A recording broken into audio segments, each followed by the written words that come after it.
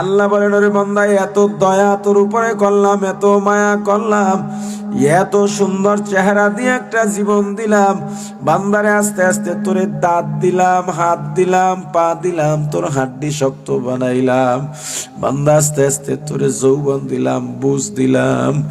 অথচ যখনই দুনিয়ার স্বাদ বুঝে গেছ, আমি আল্লাহকে ভুলে গেলি কেমনে? কাইফা তাকফুরুনা বিল্লাহ, এত নাফরমানি আমি আল্লাহর সঙ্গে কেমনে করো? ওরে বান্দা, সারাদিন কাজ করিস, ক্লান্ত হয়ে যাস, আমি আল্লাহ রাত্র দিলাম বিশ্রামের জন্যে, অথচ আমি আল্লাহ লা তাখুযুহু সিনাতু ওয়ালা নাওম,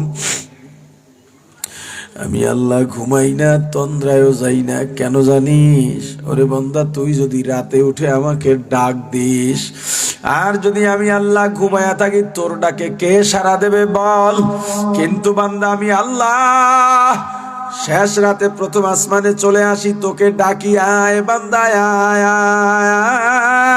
আয়। তোর কি লাগবে আমাকে বল? ঘুম তো কম ঘুমাস নাই, জীবনটা তো দুনিয়ার জন্য কম ব্যয় করিস নাই। এ বান্দা আয় আয়, আমি আল্লাহকে বল, আমি আল্লাহর ছেলে নাই, মেয়ে নাই, মা নাই, বাবা নাই, আমাকে কেউ মা ডাকে না, বাবা ডাকে না, আমিও কাউকে মা ডাকি না, বাবা ডাকি না, এগুলো আমার কাছে পছন্দ না। বান্দা, তুই যদি আমি আল্লাহকে একবার আল্লাহ বলে ডাক দিস, আমি আল্লাহ সঙ্গে সঙ্গে 10টা মতান্তরে 100টা জবাব দিয়ে দেব। বান্দা, তোর অপেক্ষায় রইলাম, তোরে আমি তাহাজ্জুদে পাই নাই, ফজরে পাই নাই, জোহরে পাই নাই, আসর মাগরিব এশায় পাই নাই, বান্দারে ওয়াজে ডাকছি পাই নাই, চরমনায় ডাকছি পাই নাই, ইজতেমায় ডাকছি পাই নাই, রমজানের সাহারিতে ডাকছি পাই নাই। ওরে বান্দা, তোরে আমি দরুদে ডাকছি পাই নাই, জিকিরে ডাকছি পাই নাই। কিয়ামতের ময়দান ভুইলা যাইস না, ওই কিয়ামতের ময়দানে জাহান্নামে পড়ে তুইও আমাকে ডাকবি। মনে রাখিস, এই কথার কোনো নড়চড় হবে না। আল্লাহ যা বলেন এই কথায় কোনো ভুল নাই। কিয়ামতের ময়দানে তুইও জাহান্নামে পড়ে আমারে ডাকবি। দুনিয়াতে একটা ডাক দিলে আমি তোর ডাকে 10টা মতান্তরে 100টা জবাব দিতাম, আর ওই জাহান্নামে পড়ে আমাকে ডাকবি ডাকবি ডাকবি, 1000 বছর পরে আমি একটা জবাব দেব, এ ডাকিস কেন? জাহান্নামী বলবে, আল্লাহ পানির পিপাসা সহ্য করতে পারি না, একটু পানি দেন। আল্লাহ ফেরেশতাদের বলবেন, এ জাহান্নামের ফেরেশতারা তোরা কই? ওই জাহান্নামী আমাকে ডাকে পানির জন্যে, ওদের জন্যে কোন পানি বরাদ্দ আছে? ফেরেশতা বলবে, আল্লাহ জাহান্নামীরা জাহান্নামে জ্বলতে জ্বলতে ওদের গায়ের রক্ত, চর্বি, গোস্ত, হাড্ডি যেখানে পুইজের নহর বয়ে গেছে, ওই পুইজ জাহান্নামীদের পানি। আল্লাহ বলবেন, ওদের পানির ব্যবস্থা কর, আমাকে ডিস্টার্ব দিতে নিষেধ কর। কারণ দুনিয়ায় কিছু বান্দা ছিল আমাকে দেখে নাই, আমার হাবিবকে দেখে নাই, আমি সম্পদ দিই নাই, আমি সম্মান দিই নাই, ওদেরকে বড় চেয়ারে বসাই নাই। ওরা ফজরের পরে নামাজ পড়ে ওই কান্দে কোদাল লইয়া গেছে মাটি কাটতে, কাশি লইয়া গেছে কাস্তে লইয়া গেছে ধান কাটতে, এত শীত, ওই ঠান্ডা পানি ওকে অজু থেকে ফিরাইতে পারে নাই, ওই ঠান্ডা ওকে নামাজ থেকে বিরত রাখতে পারে নাই। ও ধান কাটছে, আশেপাশে যারা ধান কাটে বেহুদা কথা বলে, গান গায়। আমার গরিব বান্দা কোনো কথা বলে না। আশপাশ থেকে কত খোসায় দরবেশ হয়ে গেছিস, এরপরে আমার বান্দার অন্তরে কষ্ট লাগে এই কথা শোনার পর, এরপরেও কিচ্ছু বলে না। ও ধান কাটে আর জিব্বার মধ্যে জিকির, আল্লাহ আল্লাহ আল্লাহ। কতক্ষণ জিকির করে আর জোরে একটা নিঃশ্বাস ছাড়ে, এই দুনিয়ায় কেন আইলাম রে। আহারে জমিনের মধ্যে বিলের মধ্যে কাজ করে, আসরের আজান হয়ে গেছে, ওয়াক্ত হয়ে গেছে, এখন জামাতে মসজিদে গেলে জামাত পাবে না। আশপাশের যারা আছে করে বলে চলো ভাই নামাজ আদায় করি, কেউ নামাজে গেল না। আমার গরিব বান্দা কোমরের গামছাটা খুলে যায় নামাজ বানায়া ওই জমিনকে মসজিদ বানাইয়া নামাজ আদায় করে। আবার যখন গভীর রাত হইয়া যায়, আমার বান্দা সব দুনিয়া ঘুমায়, আমার বান্দা সুন্দরভাবে ওযু বানাইয়া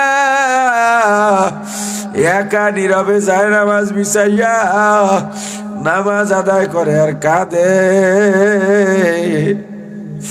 আর নিজের গুনার জন্য ক্ষমা চায়, আর বলে ওরে আমার মাওলা রে, ওরে আমার মাবুদ রে,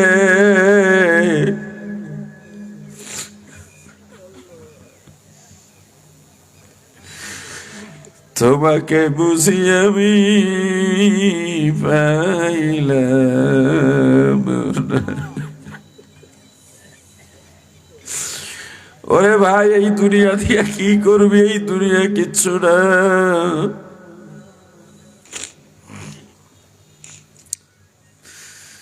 এই দুনিয়া কিচ্ছু না। দেখছো এই যে গত কয়দিন আগেই তো সারা দেশে ডেঙ্গু মহামারী গেল, কত যুবক মারা গেল, কত যুবতী মারা গেল। আমার ভাগ্নি 22 বছর বয়স, শিক্ষিত মেয়ে মরে গেছে। কি করবা, জাহান্নামের ফেরেশতারা ওই পুঁজকে গরম বানাইয়া, এত দুর্গন্ধ। দুনিয়ায় যদি ওই পুঁজ রাখা হয়, দুর্গন্ধে সব প্রাণীর দম বন্ধ হইয়া মারা যাবে। এত গরম, এত গরম, সব গাছপালা গুলো পুইরা যাবে। ওই পুঁজ একটা পেয়ালার মধ্যে লইয়া জাহান্নামীর হাতের মধ্যে দেবে। এত গরম, সাথে সাথে হাতের গোস্ত গুলো খসে খসে পড়ে যাবে। এরপরেও জাহান্নামী হাতের থেকে পুঁজের পেলা ছুঁড়ে ফেলবে না। মনে করবে ওই পুঁজ যদি পান করে তাহলেই বুঝি পানির পিপাসা যাবে। ওই পুঁজের পেলা যখন সামনে আনবে, পুঁজের তাপ চেহারায় লেগে চেহারার গোস্তগুলো ঝলসে যাবে, তাও পেয়ালার মধ্যে খসে খসে পড়বে, ওগুলো পুঁজ হইয়া যাবে। এরপরও জাহান্নামী পুঁজের পেয়ালাটা ফালাইয়া দেবে না, এত বেশি পানির পিপাসা থাকবে। ওই পুঁজগুলো ডক ডক করে যখন মুখের মধ্যে দেবে, পেটের নাড়ি বুড়ি পচাইয়া গলাইয়া পায়খানার রাস্তা দিয়া গড় গড় করে বের করে দেবে। পানির পিপাসা তো কমবেই না, আরো কোটি গুণে বেড়ে যাবে। ও ভাই, ও যুবক, ও বৃদ্ধ বাবাজি, যদি বলো পা ধরা লাগবে, আল্লাহর কসম, আল্লাহকে হাজির নাজির মনে করে বললাম, হাজির নাজির জেনে বললাম, আল্লাহকে হাজির নাজির রেখে বললাম, সাক্ষী থাকেন আল্লাহ, সাক্ষী থাকো জমিন, সাক্ষী থাকো আসমান। যদি বলো হুজুর আমার একটু পায়ে ধরেন, আল্লাহর কসম তোমার পায়ে ধরবো, তবু গুনাহ করিস না রে ভাই। ওই কবরে যাওয়া লাগবে, কবর ভালো জায়গা না, কবরস্থানের দিকে তাকাও। মাঝে মাঝে কবরস্থানে গিয়া দাঁড়াইবা, আর নিজেকে কবরের মধ্যে কল্পনা করবাই, কবরে তো আবার যাওয়া লাগবে। ওই কবরে কি হয় জানি না,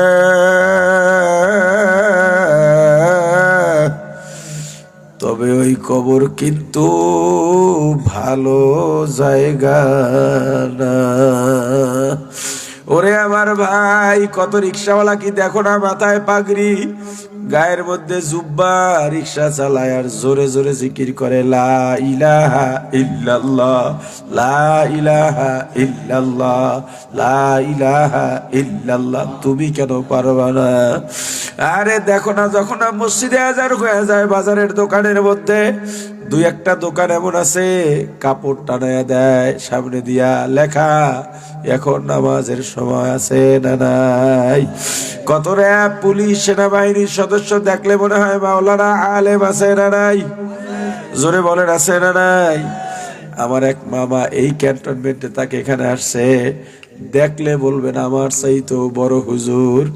ও ভাই, তুমি কেন পারবা না? এ যুবক, তোমার মতো কত যুবক স্কুল কলেজের ভার্সিটির ছাত্র মাঝে মাঝে দল বাঁধতে দেখা করে আর বলে হুজুর একটু মাথায় ফু দিয়ে দেন। আমি আলেম মনে করে বলি ভাই আমি নিজেই তো গুনাহগার, আপনার তো আমার বেশি প্রয়োজন। বলে হুজুর আমরা আলেম না, আমরা ভার্সিটিতে পড়ি। আরে মুসলমানের ঘরে জন্মাইলাম, কি নিয়ে কবরে যাব এই চিন্তা কেন তোমার নাই? নাফরমানি করিস না রে ভাই। ও পর্দালের মা বোনেরা, একবার চিন্তা করে দেখো, যখন তুমি 15, 16, 17, 18 বছরের যুবতী হয়ে গেছো, তোমার বাবা, তোমার বড় ভাই, তোমার চাচা, তোমার অভিভাবক বৃদ্ধ তোমাকে বিবাহ বন্ধনে আবদ্ধ করাইয়া রঙিন শাড়ি পরাইয়া তোমার স্বামীর বাড়ি পাঠাইছে। কি আনন্দ, সবার গরু শোয়াইয়া দিছে, জব কইরা এলাকাবাসীরে খাওয়াইতেছে আনন্দ। কিন্তু এমন একটা দিন আসবে রে মা, যেই দরজা দিয়া রঙিন শাড়ি পরে নতুন বধূ হইয়া ঢুকছ, ওই দরজা দিয়া সাদা পাতলা 5খানা কাপড়ের প্যাকেট হইয়া বের হইবা। তোমার ছোট ছোট ছেলে মেয়েগুলো তোমার পেছনে পেছনে দৌড়াবে আর তোমাকে মা মা বলে ডাকবে, জবাব দিতে পারবা না। এ যুবক ভাই, ফেরো ফেরো, এই দুনিয়ায় নাফরমানি করো না। আল্লাহ বলেন কাইফা তাকফুরুনা বিল্লাহ। এ বান্দা, তবে মনে রাখিস এই দুনিয়ায় শেষ নয়, সুম্মা ইউমিতুকুম, আবার মরা লাগবে। মরা লাগবে কি লাগবে না? কথা বলে না? ওই কবর কেমন একটু চিন্তা করো ভাই, চিন্তা করো। কবরস্থানে গিয়া মাঝে মাঝে দাঁড়াও, নিজের মধ্যে যখন সবাই ঘুমায়া যাবে তুমি একটু বালিশে মাথাটা লাগায়া চিন্তা করো, এই দুনিয়া কয়দিন, আজরাইল তো এসেই পড়বে, পড়বেই পড়বে। এই যে চলতেছি, এই যে বলতেছি, এই যে খাইতেছি, কত আনন্দ ফুর্তি, দুনিয়ার কত আয়োজন, অথচ তুমি কবরে যাওয়ার আয়োজন কি করলা? আজরাইল এসেই পড়বে, এই কথা বলি হঠাৎ এসে পড়বে। কেমন হবে আজরাইলের সুরত জানি না, কেমনে থাকবো কবরে জানি না। আল্লাহ আমাদেরকে দুনিয়ায় আপনার মুত্তাকি বান্দা হিসেবে কবুল করেন, রাসূলের আদর্শ মেনে রাসূলের খাঁটি মুহাব্বতের উম্মত বনার তৌফিক দান করেন। আল্লাহ আমাদের সবাইকে কবুল